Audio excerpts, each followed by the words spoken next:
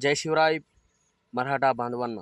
मित्रांनो, आज बीडमध्ये मराठा आरक्षण शांतता रॅली आणि शांततेमध्ये बीड बंद करण्यात आलेला आहे.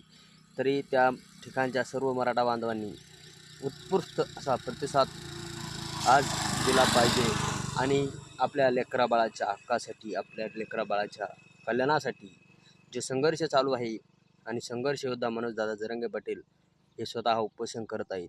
मित्रांनो, एक वेळेस नव्हे तर 6 वेळेस त्यांना आता उपोषणाला बसावं लागलं आणि आपल्या समाजासाठी बसत आहे.